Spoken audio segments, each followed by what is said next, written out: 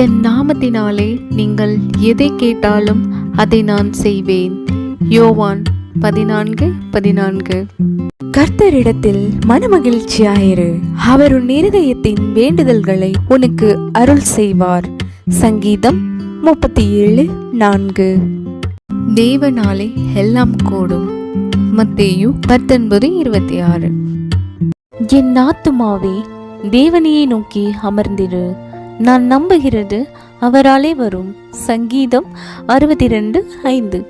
பயப்படாதே, நீ வெட்கப்படுவதில்லை.